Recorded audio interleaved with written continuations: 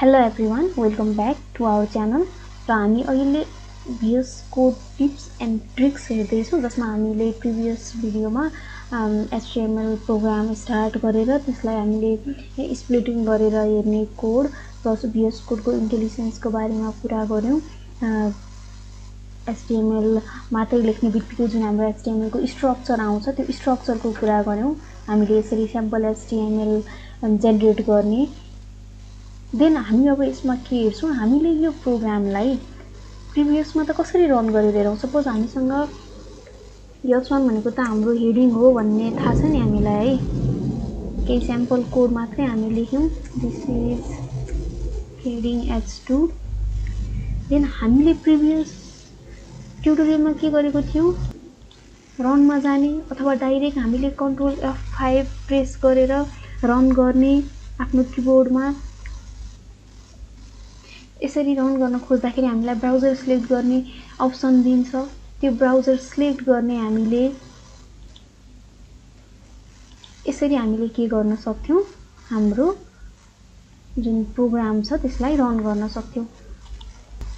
अब यो प्रोग्रामलाई डाइरेक्टली हामीले राइट क्लिक गर्दा पनि हामीसँग रन गर्ने डिफरेन्ट अप्सन आउनको लागि के गर्ने अथवा अर्को कुन वेमा हामीले गर्न सकिन्छ भनेर हेर्यौं भने हामीसँग यो एक्सटेन्सन वाला लोगो हुन्छ एउटा एक्सटेन्सनको लागि।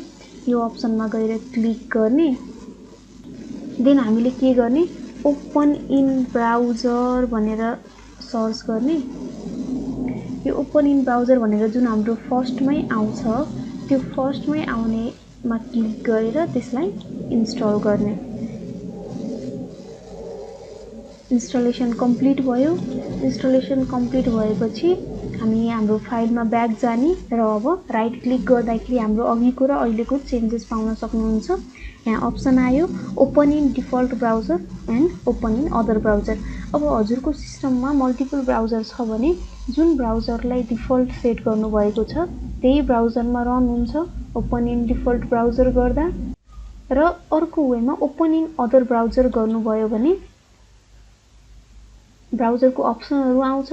त्यो अप्सनमा आफूसँग जुन ब्राउजर छ, आफूले कुन ब्राउजरमा रन गर्न खोज्नु भएको छ प्रोग्राम, त्यही ब्राउजर सिलेक्ट गरेर रन गर्न सक्नुहुन्छ। यसरी हाम्रो प्रोग्राम रन हुन्छ।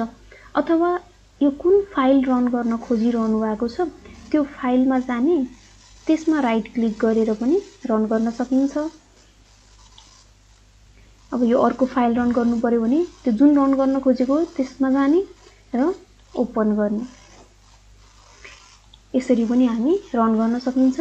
अथवा हामीसँग यहाँ के छ, सर्टकट की पनि छ। त्यो सर्टकट की युज गरेर पनि के गर्न सकिन्छ, हाम्रो फाइललाई रन गर्न सकिन्छ। अब फेरि अर्को एउटा वे छ रन गर्नको लागि। हामीले HTML मा कोड गर्दै छौं। HTML मा कोडिङ गर्दा गर्दै मैले यता गरेको चेन्जेस चाहिँ मलाई लाइभ देख्नु पर्यो ब्राउजरमा। मैले कोडिङ गर्ने सेभ गर्ने बित्तिकै मेरो ब्राउजरमा देखिनु पर्यो भने अगेन मसँग के छ, एनोदर एक्सटेन्सन छ एउटा। भिजुअल स्टुडियो कोडमा हामीसँग एउटा एनोदर एक्सटेन्सन के छ, लाइभ सर्भर भन्ने एक्सटेन्सन छ जुन टपमा आउँछ। त्यसलाई नै इन्स्टल गर्ने। इन्स्टलेसन कम्प्लिट भयो। इन्स्टलेसन कम्प्लिट भएपछि again get back to your HTML file. अब HTML फाइलमा ब्याक हुँदाखेरि अब नयाँ अप्सन आयो ओपन विथ लाइभ सर्भर भनेर। यो ओपन विथ लाइभ सर्भरमा क्लिक गर्ने। अब सपोज मलाई मेरो VS कोडमा भइराखेको काम र ब्राउजरमा भइराखेको जुन लाइभ चेन्जेस छ त्यसलाई हेर्दै छु भने म यसरी टाइटल बारमा यो माथि टपमा क्लिक गर्छु। यसरी क्लिक गरेर दुईटा डिफरेन्ट एप्लिकेसनलाई स्प्लिट गरेर हेर्छु, VS कोड र प्रोग्रामको फाइललाई। अहिले मेरो यो फाइलमा जे छ यता त्यही छ।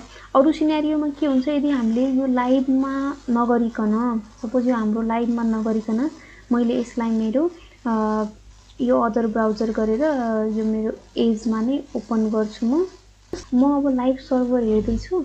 मैले यसमा के गर्छु, सपोज म केही चेन्जेस गर्छु। म के गर्दिन्छु, यहाँ प्याराग्राफ ट्याग एड गरे, हेलो भनेर सेभ गरे। सेभ गर्न साथ के भयो, मैले यता कन्ट्रोल S प्रेस गर्न साथ यता के भयो, हेलो सो भयो। यहाँ जे पनि मैले सेभ गर्छु, सेभ गर्ने बित्तिकै त्यो अटो सो हुन्छ। मैले यसलाई के गर्छु, यो लाइनलाई हटाइदिन्छु। यो लाइनलाई हटाएर अगेन म कन्ट्रोल यस गरेँ। यस गर्ने बित्तिकै त्यो चेन्जेस यता सो भयो। तर अब अर्को पार्टमा गएँ भने म यहाँ मेरो जुन अघि नै फर्स्टमा हेडिङ H1 हेडिङ H2 थियो, जुन अगाडिको कोड थियो त्यो नै छ, केही चेन्जेस सो भएको छैन। यसमा सो हुनको लागि मैले जब यो रिफ्रेस गर्छु अनि बल्ल मेरो चेन्जेस सो हुन्छ। सो यसरी लाइभ सर्भरको थ्रुबाट हामीले यस स्क्रिन स्प्लिट गरेर अथवा मल्टिपल स्क्रिन हामीले युज गरिरहेको छौँ, ल्यापटप र मोनिटर युज गरिरहेको छौँ भने त्यो सिनेरियोमा मैले एकातिर एउटा मोनिटरमा HTML कोडमा अथवा मेरो कोडमा काम गर्दै अर्कोतिर मैले के गर्न सक्ने भने मेरो कोडको लाइभ चेन्जेस के भइरहेको छ त्यो हेर्न सक्ने भएँ। सो यसमा हामीले के हेर्यौँ, हाम्रो भिजुअल स्टुडियो कोडमा प्रोग्रामलाई हाम्रो डिफल्ट ब्राउजर अथवा ब्राउजरमा ओपन इन ब्राउजर अप्सन कसरी ल्याउने र ओपन इन लाइभ सर्भरवाला अप्सन कसरी ल्याउने, त्यसको एक्सटेन्सन हामीले डाउनलोड गर्यौँ दुईटा। जुन आफूले के एक्सटेन्सन इन्स्टल गरेँ भनेर अगेन यसरी इन्स्टलेसन एक्सटेन्सनमा जाने, एक्सटेन्सनमा गएर आफ्नो इन्स्टल्डवाला एक्सटेन्सनमा आफूले हेर्न पनि सक्नुहुन्छ। हामी लाइभ सर्भर इन्स्टल गर्यौँ र ओपन इन ब्राउजर भन्ने एक्सटेन्सन इन्स्टल गर्यौँ। So thank you for watching this video.